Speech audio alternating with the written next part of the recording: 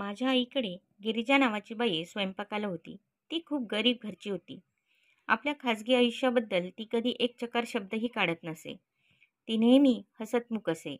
अंगावर नीटनेटकी सुती साडी, डोक्यात फुले माळलेली. ती चांगली चोनचोनीत होती, समाधानी होती. स्वयंपाकघरात काम करत असताना गाणी गुणगुणण्याची तिला सवय होती. आमच्या सर्व मागण्या ती अगदी हसतमुखाने पुरवायची.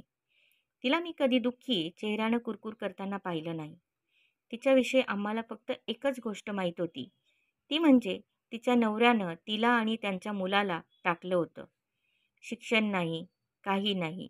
लहान गावात दुसरं काय करणार ती? म्हणून तिनं हे स्वयंपाकाचं काम धरलं होतं. आमच्या ओळखीचाच एक वसंत म्हणून गृहस्थ होता. मित्रच होता तो. घरी कायम त्याचं जाणं येणं असे. तो एका मोठ्या आंतरराष्ट्रीय कंपनीत वरिष्ठ अधिकारी होता. नेहमी कशा ना कशाविषयी तक्रार करत राहण्याचा त्याचा स्वभाव. तो कधीही आमच्याकडे आला की आमच्या घरचं वातावरणच बिघडून जायचं.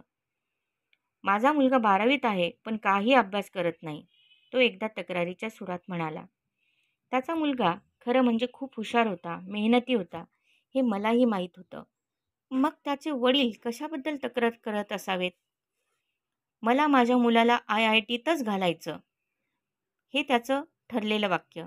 भारतातील प्रतिष्ठित म्हणून गणल्या गेलेल्या इंडियन इन्स्टिट्यूट ऑफ टेक्नॉलॉजी संस्थेत प्रवेश मिळवण्यासाठी देशभरातून अक्षरशः लाखो मुले प्रयत्न करत असतात. एखाद्या मुलावर परीक्षेच्या वेळी अतिरिक्त मानसिक ताण आला व त्यामुळे त्याचे 5 मार्क जरी कमी झाले तरी गुणवत्ता यादीत त्याचा क्रमांक खाली जाऊ शकतो. आपण आपल्या मुलाला चांगला अभ्यास करण्यास जरूर सांगावे, मग त्याने इतरांच्या पुढे जावे, त्यांच्याकडून जास्त गुण मिळवावे म्हणून काही आपण त्यांच्यावर दडपण आणणे योग्य नव्हे. असाच हा वसंत पुन्हा एकदा आमच्या घरी आला. यावेळी त्याच्या तक्रारीचे कारण वेगळेच होते. 5 वर्षापूर्वी मी जमीन विकत घेतली आणि आता ती मी विकायची म्हणतोय, तर त्याला फारच किंमत कमी मिळते आहे. तो परत तक्रार करत म्हणाला, बाजारात मंदी आली आहे आणि ती जमिनी पैसा गुंतवायला गेलो की सगळंच मुसळकेरात. आता बाजारात मंदी येणं हा तर देशभरात सर्वत्रच घडणारा प्रॉब्लेम आहे. मंदीची लाटच चालू असल्यामुळे ज्यांनी ज्यांनी या बाजारपेठेत पैसे गुंतवले त्या सर्वांचेच नुकसान झाले आहे. तो काही एकटाच अपवाद नव्हता, पण त्याने तर असा काही आणला होता की जणू काही या मंदीच्या लाटेमुळे तो एकटाच भरडला गेला होता आणि त्याचं एकट्याचंच नुकसान झालं होतं. असाच तो काही दिवसांनी परत भेटीला आला. तो अगदी दमलेला दिसत होता. परत त्याची तक्रार सुरू. बंगलोर काही आता पूर्वीसारखं राहिलं नाही. कुरकुर त्याची सुरू. 20 वर्षापूर्वी उन्हाळ्यात सुद्धा इथे थंड हवेच्या ठिकाणासारखी सुंदर हवा असे. आज मात्र आपल्याला AC बसवून घ्यावे लागतात, नाहीतर थंड हवेच्या ठिकाणी जावं लागतं. आता सांगा, सगळ्या पृथ्वीचंच तापमान वाढत चाललं आहे. बंगलोर काही त्याला अपवाद कसं असेल? पण तरीही हा आमचा मित्र तक्रार करणारच. असंच एक दिवस घरात गिरिजा आणि मी अशा आम्ही दोघीच असताना मी तिला विचारलं, गिरिजा, तुझा नवरा कुठे आहे ग? कधी भेटतेस का नाही तू त्याला?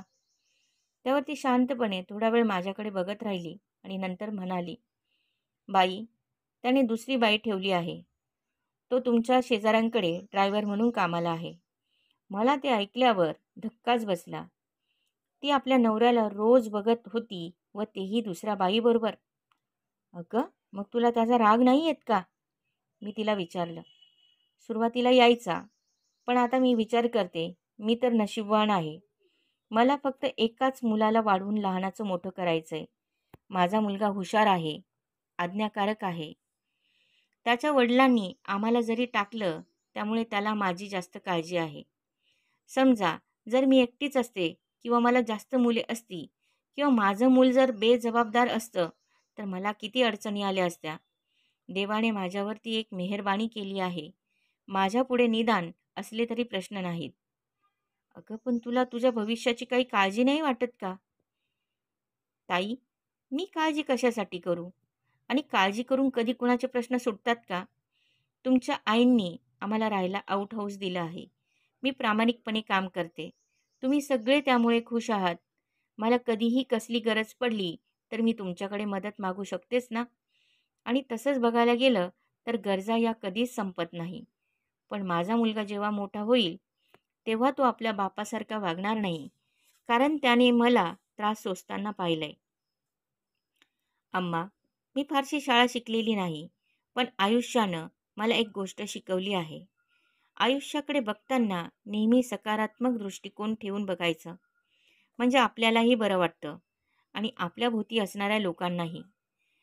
ते शब्द ऐकताच मला वसंताची आठवण झाली. आपल्याकडे जी गोष्ट नाही, त्याचाच सतत विचार करून त्यानं आपलं आयुष्य दुःखी बनवून टाकलं होतं. आणि एकीकडे ही अशिक्षित स्त्री गिरिजा प्रत्येक संकटाकडे सकारात्मक दृष्टीनं बघण्यास शिकली होती आणि ती आयुष्याचा आनंद घेत होती. नुकतीच मी हॉवर्ड मॅनेजमेंट स्कूलमध्ये बिझनेस मॅनेजमेंटचा कोर्स करण्यासाठी गेले होते. त्यांनी तिथे आम्हाला एक सर्वात महत्त्वाचा धडा शिकवला. तो म्हणजे तुम्हाला जर सुखी व्हायचं असेल, तर तुम्ही ते आपलं आपणच शिकाल व आत्मसात कराल.